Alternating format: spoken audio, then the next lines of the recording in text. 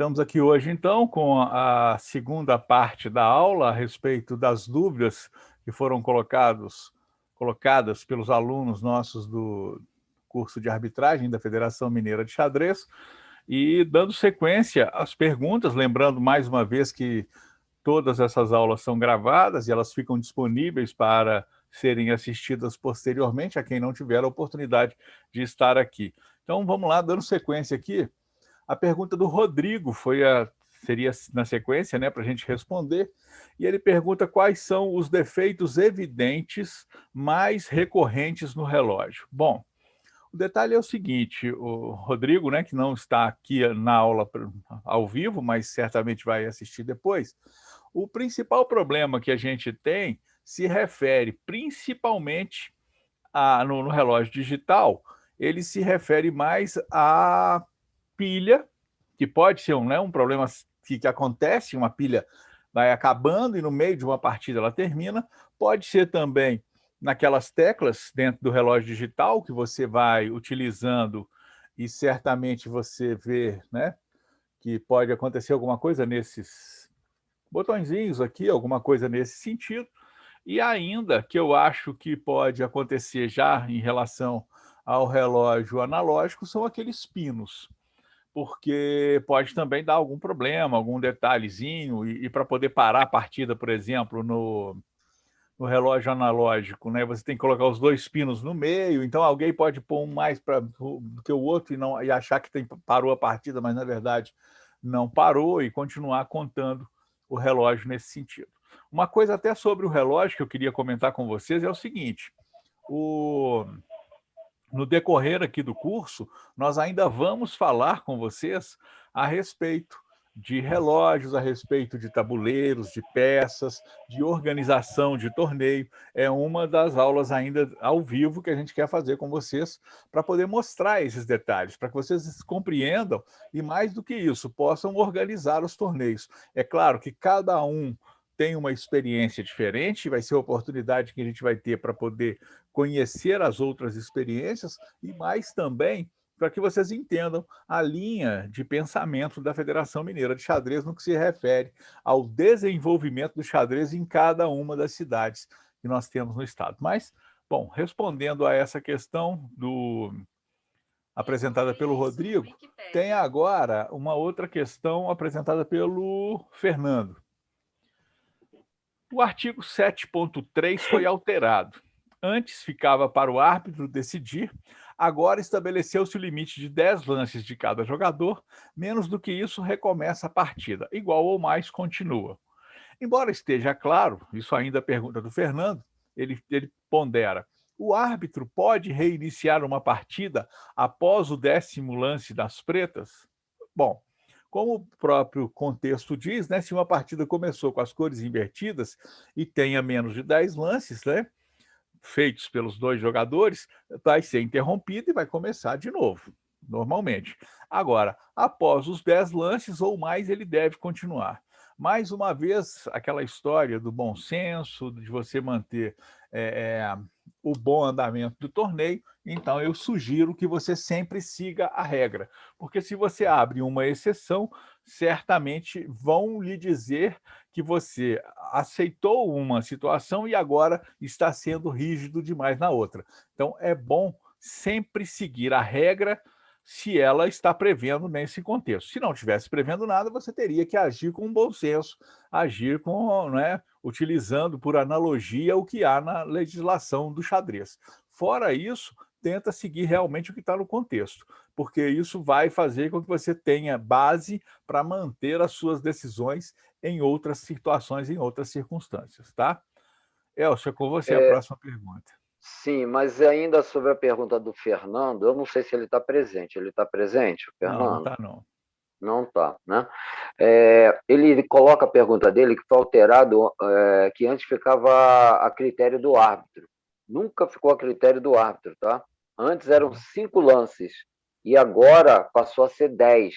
A diferença é essa, tá? Antigamente eram menos o número de lances para que mudasse a situação. Então agora são 10. A próxima pergunta, dando sequência aí, é do Luciano. Luciano fez uma pergunta, mas ele não disse qual era o ritmo de jogo da partida, que é importante esse tipo de pergunta baseado no ritmo, porque a penalidade, as consequências são diferentes, né?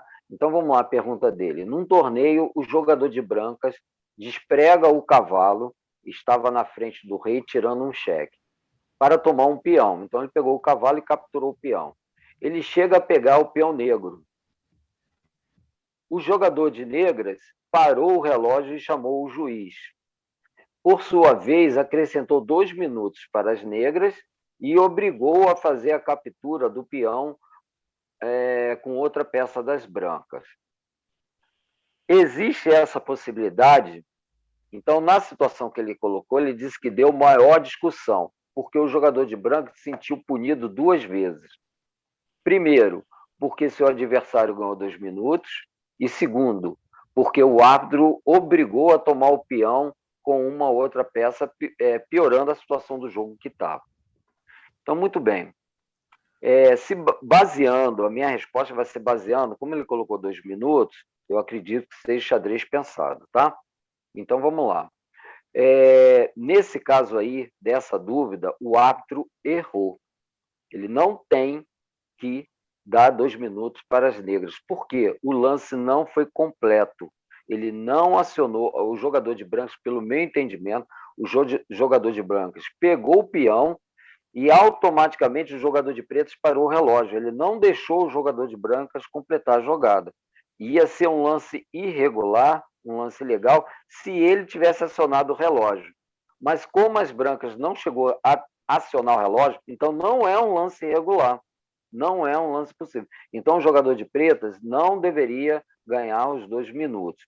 Agora, volta à posição do cavalo, porque ele não pode tirar o cavalo que ele está cravado, né, no exemplo que ele deu. Agora, como ele tocou no peão, ele é obrigado a capturar se tem alguma peça possível de capturar aquele peão negro lá. Entendeu? Então, é essa situação que aconteceu. Houve uma atitude errada do árbitro de punir lá, porque o lance não ficou completo.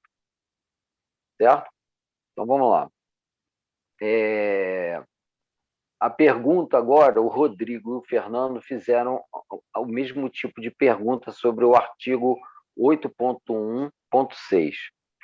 Na necessidade de substituição, quais os critérios devem ser utilizados no ajuste do relógio substituído?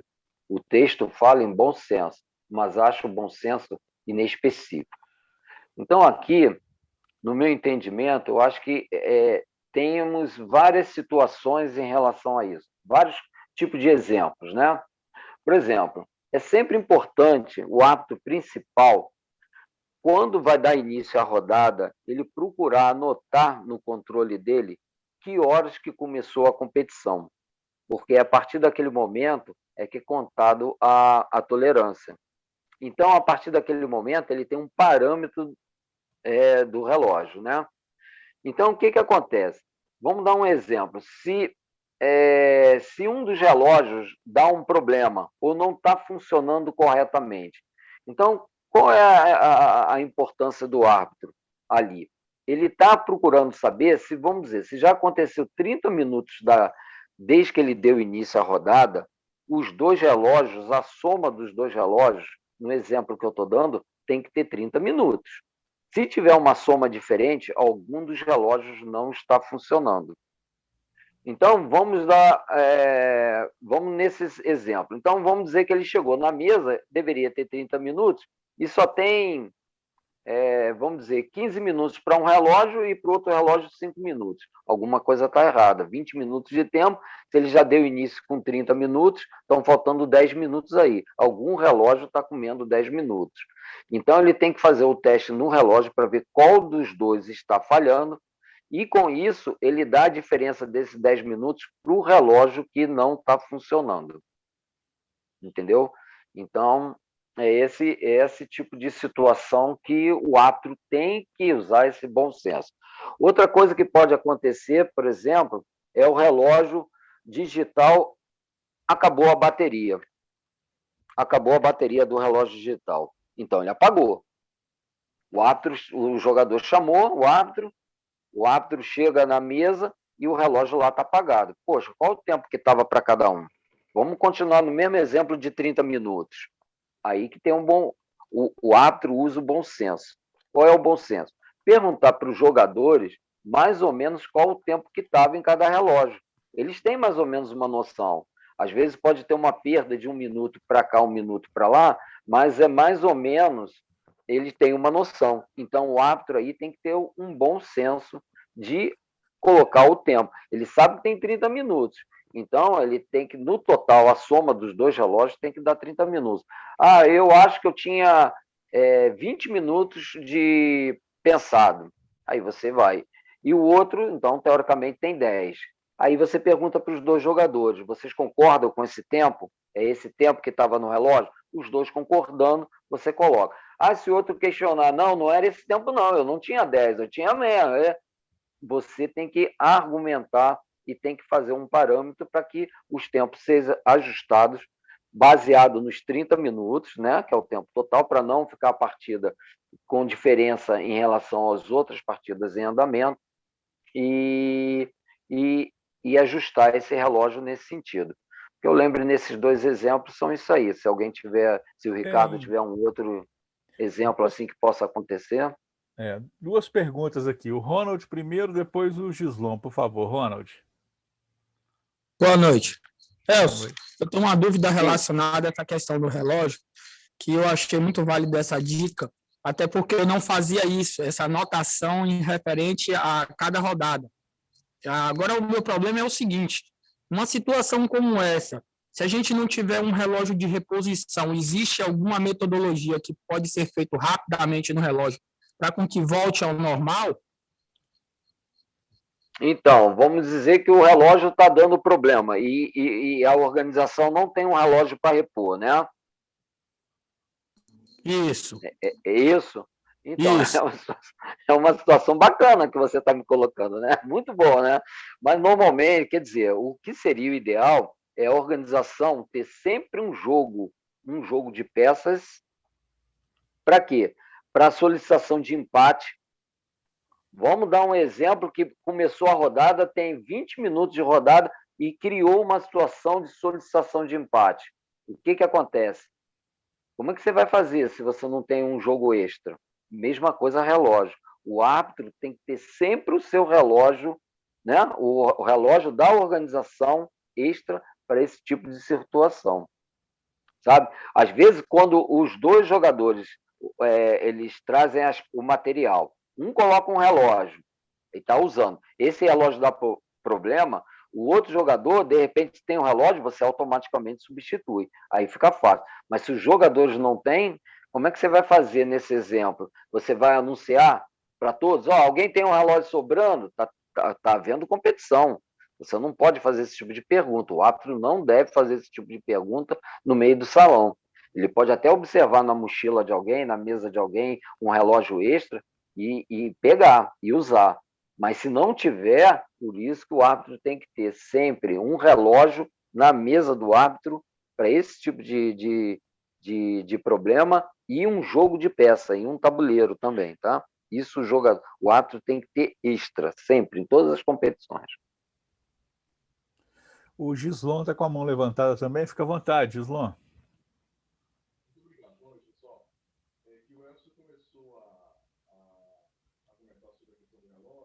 Gislon, eu não escutei. Baixo, a gente não está te ouvindo. É melhor você tentar falar um pouco mais alto, por favor.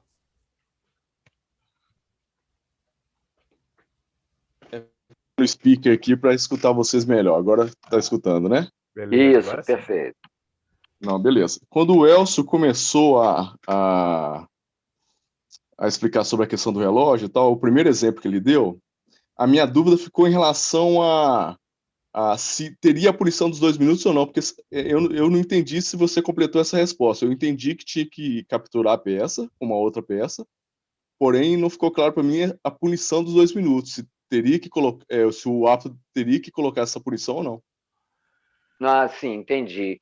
Não teria que colocar a punição. O jogador na pergunta anterior, né? Na pergunta anterior. A primeira. Assim que você a primeira, iniciou... isso. Isso, aqui eu comecei. Muito bem. O que acontece é o seguinte, o jogador de negras, ele interviu antes do tempo. Então, ele não tem direito a reivindicar o que ele está querendo sugerir, porque não deixou o jogador de brancos completar a jogada, né? Se tem uma punição, seria para o jogador de negras, em tempo, e não para o jogador de brancas, né? E teria que dar tempo ao jogador de brancas, mas o jogador de brancas teria que capturar o peão lá que ele tocou. Isso aí não tem jeito. Tá certo? Mas se a jogada tivesse completado, então, poderia ter essa punição? Aí sim, deveria ter a punição. Se o jogador de brancas pegou o cavalo, capturou o peão e acionou o relógio, sim, punição. Aí o árbitro estaria agindo corretamente. Com os 2 minutos. Com os 2 minutos para o jogador e fazer o jogador capturar o peão. Mas como ele não completou. Isso, agora, como ele não completou a jogada, então o jogador de pretas não tem que reivindicar nada, tá? A reivindicação dele está errada. Tá ótimo, muito obrigado. Não, tranquilo. O Glaicos tem uma pergunta também, está com a mão levantada. Pois é, professor. Agora era uma, mas com essa retificação que o professor Elcio deu, tem mais uma outra que eu queria saber. Nesse mesmo contexto dessa pergunta aí, já que Negras errou ao parar o relógio, porque você só pode parar o relógio no seu próprio tempo, quando for sua vez de jogar, você não pode parar o relógio quando for outro, o jogador de Negras, caberia punição para ele? Então, eu acabei de falar. Caberia punição para o jogador de negros que parou erradamente o relógio. Tá. E com relação... Deveria ser para as brancas, né? As brancas que deveriam ganhar 2 minutos, e não as negras ganhando 2 minutos. Tá certo. E com relação à substituição do relógio, em uma partida que estava jogando com relógio digital,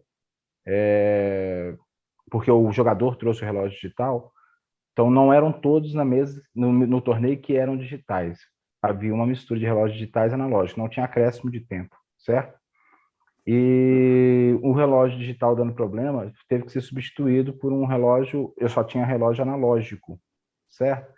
E teve esse problema de estimar o tempo, qual era o tempo exato. Então eu fiz a ideia da mesma, baseado nos outros relógios também, o tempo que já tinha decorrido da partida, e conversei com os jogadores. Mas alunos, né, alunos mais novos, assim, cada um falava que tinha um tempo, e somando os tempos dava um tempo muito maior. Aí eu fiquei com uma dificuldade, aí eu falei assim, a gente precisa entrar num comum acordo aqui. Qual foi o tempo aproximado que vocês tinham. Eu acabei, como não houve cheguei a um consenso entre eles, eu peguei o tempo restante e fiz aquela famosa divisão do tempo, porque não tinha outra opção a fazer para continuar o torneio, ou teria que dar 0 para os dois, porque não houve consenso. Eu teria que interromper a partida, parar a partida e dar 0 para os dois. Quando eu resolvi dividir o tempo, eles aceitaram. Houve um aceite por parte deles, né? E aí eu tomei essa decisão para que o torneio tivesse andamento, né? Um bom andamento e tudo mais. Mas eu sei que dividir o tempo não é correto. Eu queria que o senhor comentasse sobre isso. Não, não é a questão. Como não houve uma definição do tempo entre os dois jogadores, houve problema de definição, você procurou agir desse... É o tipo de bom senso que você agiu, entendeu? Procurar colocar o máximo possível, sempre baseando, eu lembro que sempre baseando no total do tempo, né? O tempo que tem. Por exemplo, no exemplo que eu dei de 30 minutos, a soma dos dois relógios tem que dar 30 minutos, né? No exemplo. Agora, no caso, você dividiu 15, provavelmente você dividiu 15 para cada um, né? Mas pelo que você está colocando, se tivesse uma diferença tão grande entre os dois tempos, os jogadores tinham falado melhor, sabe? Se é a questão de 1 minuto para cá, 1 minuto para lá, o árbitro, eu acho que você agiu corretamente, entendeu? Você procurou dar andamento, já que não houve uma definição entre eles, e você determinou o tempo. E eles concordando, importante que os jogadores concordando, a partida prossegue, sem problema nenhum. Obrigado. Muito bem. Vamos lá, a próxima pergunta aqui é do Fernando. Vamos lá. Na segunda fase do artigo 8.7, mesmo sendo incorreto, este resultado permanece, a menos que o árbitro decida de outra forma. Novamente, o árbitro pode decidir manter ou alterar. Essa possibilidade é temporal? Quero dizer, a decisão do árbitro deve considerar a rodada em que o resultado foi lançado, a rodada em que isso foi identificado, ou que o árbitro deve considerar para tomar essa decisão.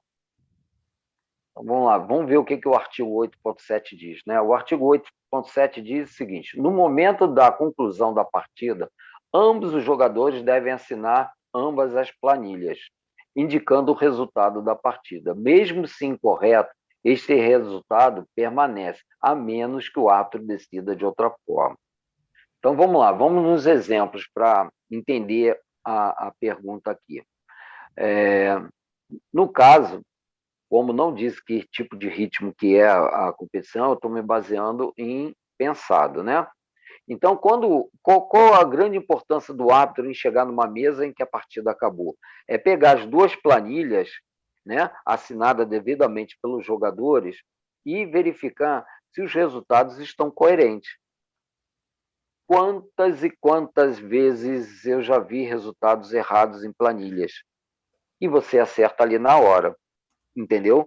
Poxa, peraí, aqui está 1-0 para as brancas, aqui está 1-0 para as pretas, alguma coisa está errada. Quem que venceu aqui? Corrige aí para você. Mas isso o árbitro tem que tomar atitude na mesa, para não levar isso depois.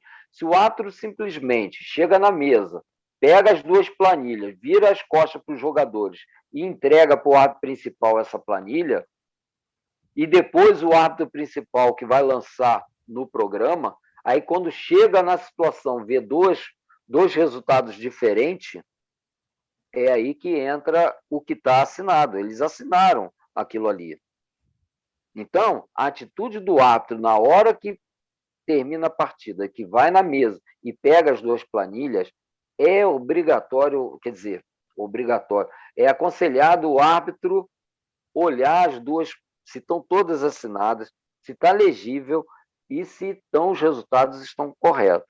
Já aconteceu situações dos jogadores trocarem os nomes de brancas e pretas, jogaram corretamente, mas na hora de botar na planilha coloca os nomes errados e na hora o resultado vai errado.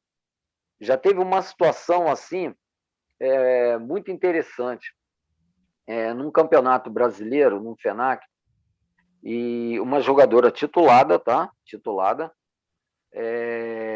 entrega os resultados, eu estava como árbitro principal. O árbitro da categoria não verificou as planilhas na hora que recebeu, na hora que eu vou lançar o resultado, o que acontece? Uma está botando 1-0 e a outra está botando 0-1.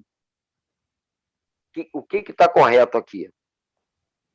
Não deu tempo de passar a partida em PGN, então eu não vi a partida, né? Uma das condições é você passar a partida e ver realmente no tabuleiro quem venceu, quem não venceu, e acertar a planilha. Mas e aí, qual o resultado que você coloca?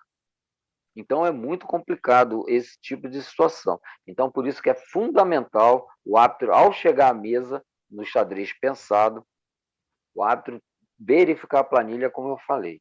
É fundamental para não ter esse tipo de problema. O Hugo quer fazer uma pergunta, Hugo. Fica à vontade. Ô, Ricardo, Sim? eu mandei para você no chat, mas obrigado. Elcio, Sim. Tá um pouco atrasado, mas era anterior, né? A sua explicação anterior. Se eu tenho um celular, eu posso colocar ele valendo como relógio? Partido oficial, não. Ok. Partido oficial, não. Agora, se você tem partido de clube, amistoso, essas coisas, não tem problema nenhum, desde que os dois jogadores concordem. Mas, assim, uma partida oficial, celular, é proibido. Tá bom? Ok. Muito bem. Agora a pergunta do Glaicos, né? Vamos lá. Existe diferença entre a expressão 50 lances de cada jogador no artigo 9.3.1, e a expressão 50 lances dos dois jogadores, no artigo 9.3.2. A diferença aqui é o seguinte, porque a lei diz que a partir 9.3, né? Vamos ler a regra do 9.3. A partida está empatada por uma correta reclamação de um jogador com a vez de jogar. Então, desde que ele faça o procedimento correto, ele tem direito a solicitar quando der 50 lances, né? Então, isso é o jogador de brancas. Agora, o jogador de pretas, que está lembrando e tem o direito, que aí cai a regra do 9.3.2, que aí os dois jogadores completaram 50 lances. Mas se o jogador de brancas não reivindicou ou não solicitou por algum tipo de interesse, por não querer, por exemplo, mas o jogador de pretas quer solicitar empate, então quando o jogador de pretas solicita e tendo o procedimento correto, o que acontece? Os dois lances estão, todos os dois jogadores completaram 50 lances, então aí no caso tem direito ao empate, né? Desde que tenha feito o procedimento correto. E eu gostaria só de acrescentar aqui na pergunta o seguinte, se passa de 50 lances, né? Não houve captura, nem movimento de peão, e os dois jogadores não reivindicam, esquece dessa regra, eu já vi mestre internacional esquecer disso. E o árbitro só pode interferir quando chegar a 75 movimentos. Aí o árbitro pode interferir independente dos jogadores quererem ou não. O árbitro pode interferir e solicitar um empate. Entendeu? Então, isso faz parte da regra. Tudo bem? Tudo bem. Esse 75 também está na lei? Ou Oi? do handbook? Esse caso dos 75 lances, que Tá no handbook. Tá lá no handbook, né? Não está nas leis, não. Não, tá nas leis, tá nas leis. Tá nas leis. Pode ler que tá lá nas leis. Deve ser um complemento aí. Eu teria que abrir aqui para ver. Mas depois a gente tira essa dúvida aí. Mas tá nas leis. Tá? Você fez mais 3 perguntas seguidas aqui. Você quer comparar? Você está comparando o artigo 9.21 contra o artigo 9.61. Então, vamos ver quais são... O que quer dizer o artigo 9.2.1? A partida está empatada após uma reclamação correta do jogador que tem a vez de jogar, quando a mesma posição por pelo menos 3 vezes, não necessariamente por repetição de lances. Essa é a regra 9.21. A regra 9.61 quer dizer o seguinte, a mesma posição apareceu conforme o 9.22 pelo menos 5 vezes. Vamos lá, o que quer dizer isso aí? É mais ou menos o que eu coloquei agora na pergunta anterior, dos 50. 50 é quando o jogador, 50 movimentos, né, sem captura e sem movimento de peão, o jogador tem direito a reivindicar empate, solicitando corretamente. Mesma coisa a repetição. O 9.21 é quando repete 3 vezes, não necessariamente em sequência, tá? Ele tem direito a solicitar um empate. E o 9.6 é quando os jogadores não solicitam e o árbitro pode intervir com 5 vezes a repetição. Então, aí o árbitro está vendo ali, está acompanhando a partida, está vendo que o jogador está para lá e para cá, aí joga para lá e volta àquela mesma posição, daqui a pouco vai e volta. 3. Na quinta, o árbitro pode intervir e dar empate na partida. Senão, os jogadores vão ficar jogando a vida toda ali aquela posição. Tá certo? Tá entendido aí? A diferença entre um... Agora eu já consegui entender a lógica da coisa. Quando os jogadores não tomam atitude, o árbitro pode intervir, dependendo o árbitro, exatamente. Por isso que o árbitro tem que estar sempre atento, e passando nas mesas, principalmente o árbitro principal, eu costumo passar nas mesas, verificando cada posição, não é analisando, é verificando a posição para ver como está a dinâmica das partidas. Porque na hora que tiver que intervir, ele tem pelo menos já uma noção do que está acontecendo. A outra sua pergunta Fala. Não, é só questão, assim, o senhor falou dos árbitros estar sempre ligado, mas isso seria uma questão de arbitragem ideal, né? Ou seja, um árbitro até 3 meses, alguma coisa assim, porque a gente sabe que às vezes um árbitro Não, pega até 20 meses, né? E 20 meses não dá sim, para fazer isso. dá sim. Se o árbitro não Dá? ficar parado, ele consegue. Lógico. Eu no Mundial, eu teve um Mundial que eu estava responsável por 60 meses. Ainda tinha que fazer o controle de tempo de 1 hora, eu tinha que fazer o controle de tempo. Então, de todos os tabuleiros. Então, dá sim. É só o árbitro trabalhar, né? Agora, se o árbitro ficar olhando para o lado, ficar vendo a partida, aí, né? Não dá. Você fez uma outra comparação também. O artigo 9.3.2 vezes o artigo 9.6.2. Então, vamos ver lá. Aí, ó. Você mesmo acabou de responder a sua dúvida anterior. Vamos lá. O artigo 9.3.2, Percebi mesmo. nos últimos 50 lances foram completados pelos 2 jogadores, sem o movimento de qualquer peão ou captura. Esse é o artigo 9.3.2. O 9.6.2, qualquer série, pelo menos de 75 lances, tá aí, ó, tem sido feito pelos 2 jogadores sem qualquer movimento de peão e captura. Se o último lance for checkmate, lógico, prevalecerá o checkmate, né? Mas se não houve, o árbitro pode intervir na jogada. Tá aí é o artigo 9.6.2. Compreendido, Tá certo? mestre. Obrigado. Vamos lá. Ricardo, né? Tá sem som, Ricardo. Sim, eu Opa. cortei o som aqui porque eu estava respondendo uma outra questão aqui. Mas Não, lógico. pergunta do Fernando agora.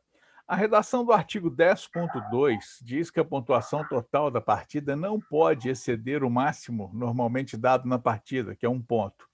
Em quais situações pode-se atribuir menos? Por exemplo, 0,5 ou até 0-0 para uma partida jogada. Veja bem, o valor total, gente, de qualquer partida não pode exceder o score máximo que foi normalmente atribuído àquela partida. Na verdade, 1 ponto.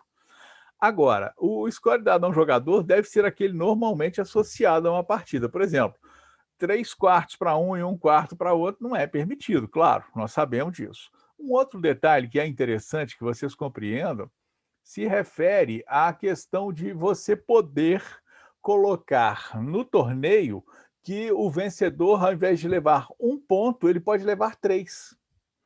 Existe essa opção no Manager em que você pode dar mais de 1 ponto. Na verdade, 3 ou 2, o Elcio? Acho que é 3, né? É 3 e 1. 3 pontos para uma 1, vitória exatamente. e o empate é 1 ponto. Então você tem essa opção. Nesse caso, quando coloca o 3, né, e 1 ponto para o empate, é porque você quer nivelar o torneio de forma que não fique valorizando os empates. E o empate, o cara ganha 1 ponto só, para ele é ruim.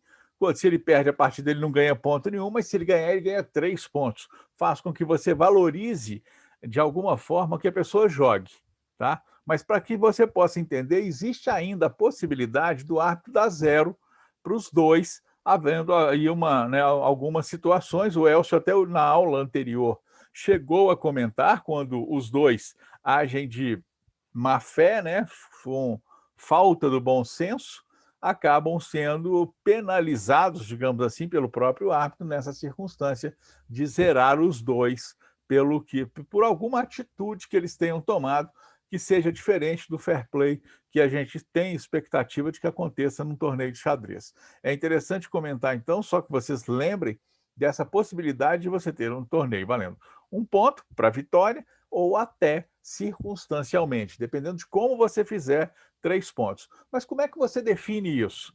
É necessário que você coloque isso no regulamento. Regra geral, é 1 ponto que vale a vitória. Se você quiser fazer algo diferente, é preciso que conste no regulamento. Outro detalhe sobre o regulamento, é bom que vocês entendam, é o seguinte: o regulamento, quando você se inscreve no torneio, você está concordando com o regulamento. E se você tiver que questionar alguma coisa do regulamento, tem que fazer esse questionamento no Congresso Técnico, antes de começar o torneio. Porque depois que o torneio começa, se você encontra uma situação em que você não se sente beneficiado, você vai lá e fala, esse artigo aqui, ou esse pedaço do regulamento está errado, alguma coisa assim. Então, se tiver que trazer algum questionamento, que seja feito antes de começar o torneio, exatamente quando for a hora aí de você, dentro do Congresso Técnico, poder explanar e discutir alguma coisa com a organização e com o árbitro de forma geral. Tranquilo? Outra pergunta que tem aqui, alguém levantou a mão ou não? Deixa eu olhar aqui. Não, né? Tranquilo. Então vamos lá. Outra pergunta. Oi, sim. Sim, Tá. Hugo. Oi, Hugo. Nesse caso, Ricardo, me parece que eu cheguei a ler no regulamento não, nas regras, que o árbitro deve ser consultado por alguma coisa que o organizador queira colocar em um regulamento específico. Se eu sou árbitro, vou arbitrar uma partida, vamos supor, em Uberlândia. Chego lá, pego o regulamento, eu não estou de acordo, eu posso contestar? Pode não, deve. Deve. Antes de começar o torneio. Depois que ele começar, não jamais. Isso porque mesmo. Aí você, entendeu? Agora, antes, você pode contestar com o organizador e mais. Alterar o que estiver contrário à regra do xadrez antes de começar e comunicar a todos os jogadores que estiverem no torneio. Porque aí você avisando todo mundo, se alguém tiver que questionar a sua decisão, a sua ponderação, também vai fazer isso antes de começar o torneio. Tá certo? Tudo bem. Eu gostaria de dar uma ideia aqui.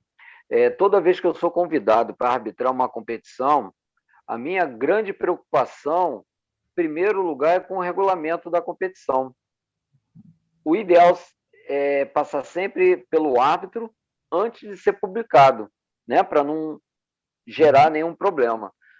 Porque até mesmo quando for publicado num site ou num canal, qualquer sentido assim, mas o árbitro vendo que ali tem alguma coisa diferente que está errado, o árbitro deve comunicar rapidamente ao organizador para que seja alterado em tempo hábil, para quando for para a competição, não trazer problema para a competição. Geralmente o árbitro é consultado, não só é consultado, antes mesmo de fazer o torneio, né? Estou pensando em fazer um torneio aqui, você vai ser o árbitro? Tudo bem, posso. E nesses casos, vou ser muito sincero para vocês, quem faz o regulamento, na verdade, é o árbitro. Ele já é contratado para que ele faça o regulamento, ele apresente tudo, porque se der alguma coisa, a responsabilidade é do árbitro. O organizador ele está organizando. Esse é um dos assuntos, inclusive, que eu quero conversar com vocês a respeito de organização de torneio. Como é que isso é feito? Como é que você distribui as tarefas? Como é que você consegue ter um acervo dentro do seu clube, dentro da sua liga de xadrez, para ter relógio, para ter tabuleiro, para ter peça, para ter as coisas todas, e mais do que isso, que você tenha como fazer o torneio. Bom, e aí, como é que faz um regulamento? O que eu posso usar de base? Isso tudo eu quero comentar com vocês. Tranquilo? Vamos lá, posso passar para a próxima pergunta? Desculpa. Pergunta do Rodrigo. Artigo 11. A conduta dos jogadores. Um jogador pode ficar em pé durante uma partida? Pode jogar de pé o tempo todo? Não. Vejam bem. É uma situação complicada isso, né? Porque jogar de pé depende da circunstância. Imagine que ele chegue perto de você e diga, com todo o coisa, né? Eu estou com um problema de hemorroida, eu não consigo ficar sentado. Eu vou falar para o cara, então você não vai poder jogar? Não, ele vai poder jogar. Claro que vai. Imagine, por outro lado, que o sujeito tenha algum problema na coluna e fique com situação seguinte, olha, eu não consigo ficar sentado mais do que 20 minutos. Minhas costas começam a doer. Eu posso ficar em pé? Também pode. Então, mais uma vez, a gente volta naquela história do bom senso. Ou seja, o jogador tendo bom senso, o árbitro tendo bom senso, vai entender a situação peculiar de cada caso. Regra geral é para que as pessoas fiquem realmente sentadas, e você se sente e faça o seu jogo. Agora, outra situação, você pode levantar durante a partida? Claro, você pode querer tomar uma água, tomar um café, você pode querer ir ao banheiro. São todas as situações que podem acontecer. Então, por conta dessa circunstância, é preciso que tenha essa liberdade. Até é bom que eu possa ponderar com vocês a respeito do ambiente de jogo. Porque o ambiente de jogo é essa área onde está sendo jogado, né, onde tem os tabuleiros, as peças, os relógios e os jogadores, mas também faz parte do ambiente de jogo os banheiros, toalete, uma área, inclusive, para refeição leve, como café. Tem que ter, gente, até, olha só, na hora que você estiver organizando o torneio, uma área reservada para os fumantes, certo? E até outros locais que sejam especificados pelo árbitro de acordo com a necessidade de cada torneio. Por outro lado, é chamado, esse aí que eu falei para vocês é o ambiente de jogo. Agora, por outro lado, nós temos a área do jogo, é onde está acontecendo, onde são jogadas as partidas, onde tem o tabuleiro, as peças, os jogadores, o relógio, mesa, ali é a área de jogo. O ambiente, então, voltando só para poder frisar, além da área de jogo, é também o que está na periferia, como os banheiros, o café e área de fumante e outras coisas que têm que ser organizado por quem estiver promovendo o torneio. Aí, olha só, se o jogador precisar deixar o ambiente de jogo, não é só pedir para ir ao banheiro, tranquilo, mas se ele precisar sair do ambiente só com autorização do árbitro. Fora isso, ele não pode sair.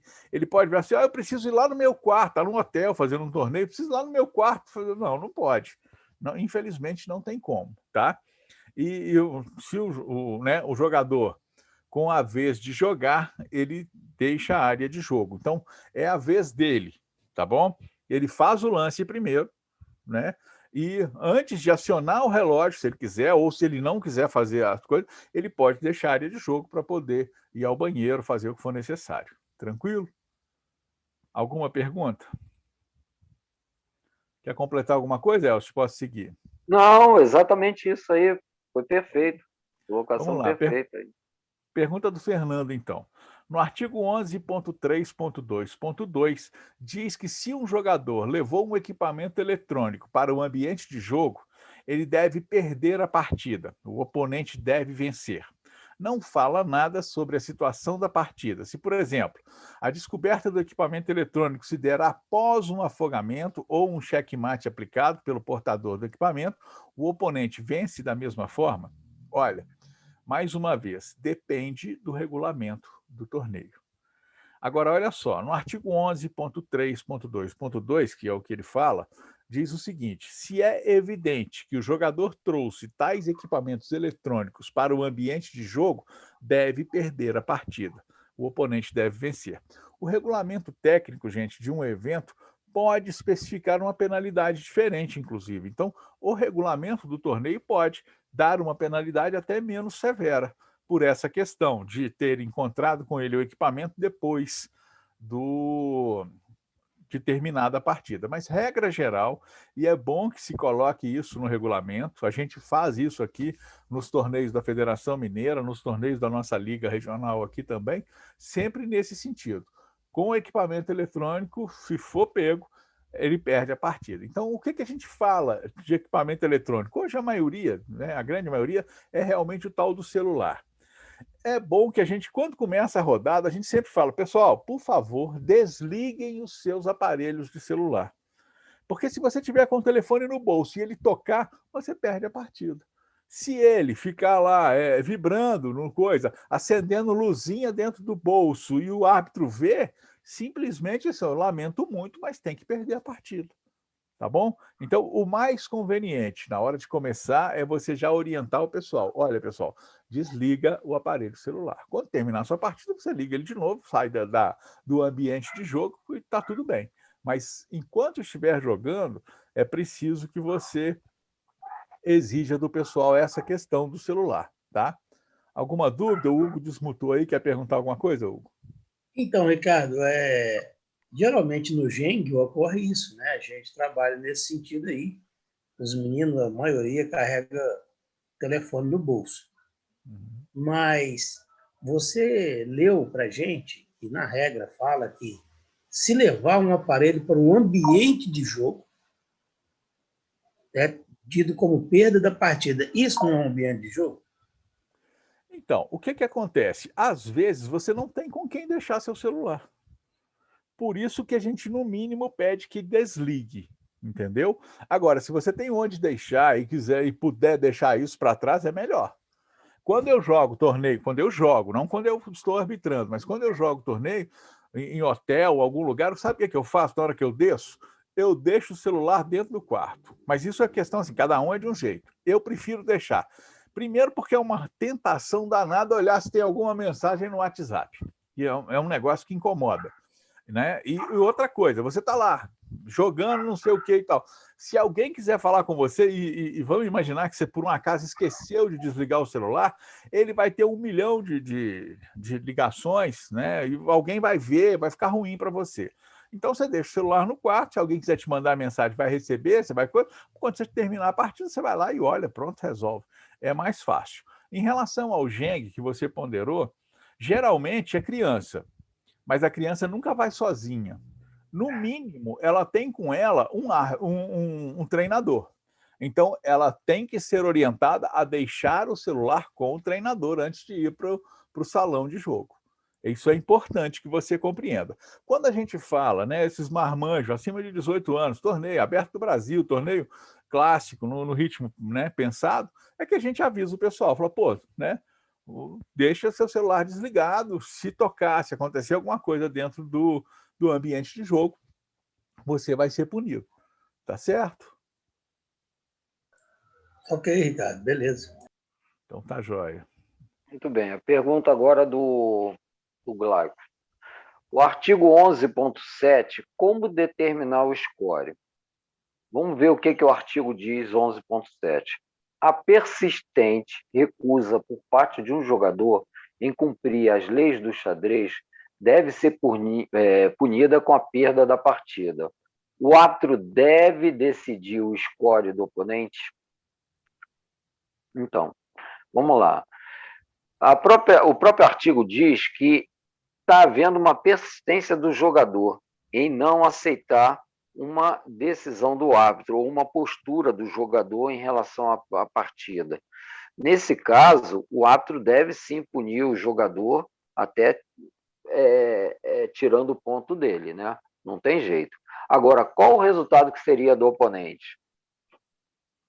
Se o oponente estiver só com o rei, ele tem condição de vencer a partida? Não, né? Ele está só com o rei, como é que ele vai vencer a partida? Não vence. Então, é nesse caso aí que talvez seja a sua dúvida, né? De qual o resultado que vai.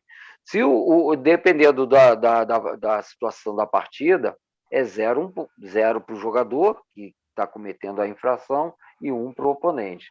Mas se o jogador não tem como vencer a partida, está só com o rei, né? Aí nesse caso é 0 para o jogador, que está dando problema, e meio ponto para o outro jogador, porque ele não tem direito a vencer a partida. Entendo, mesmo então que a soma dos dois jogadores não atinja o ponto total da partida, que seria 1 ponto, no caso. 1 ponto da partida. Nesse caso aí, sim. Era exatamente isso que eu queria saber. A minha dúvida é essa: você pode dar só meio para um e o outro foi punido com a perda? Isso, nesse tipo, porque ele só tem, você está dando meio ponto porque ele só tem o rei. Veja bem, né? Sim. Ele só tem o rei. Mas, desculpa, então, complementando, e se ele tivesse mais peças? Ou seja, se possibilidade da mate, aí eu dou a vitória para o outro, porque o jogador está sendo teimoso e está sendo arrogante, alguma coisa assim, não quer cumprir, não quer acatar a decisão, aí então eu posso simplesmente dar a vitória para o outro. Sim, exatamente. Lógico. Ok, obrigado.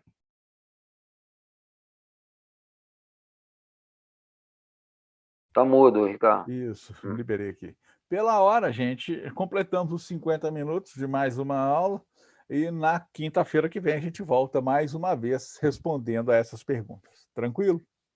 Muito obrigado a todo mundo. A Federação Mineira, mais uma vez, agradece o empenho de todos vocês aí no sentido de realmente conhecer mais um pouco sobre as regras de xadrez. Certamente todos vocês já conhecem, têm o hábito de jogar, têm o hábito, inclusive, de arbitrar, mas que com esse curso a gente possa fomentar mais e melhor o xadrez de Minas Gerais. Realmente, muito obrigado a todo mundo, uma boa noite aí. Obrigado, Ricardo. Obrigado, professor. Boa noite a todos. Eu gosto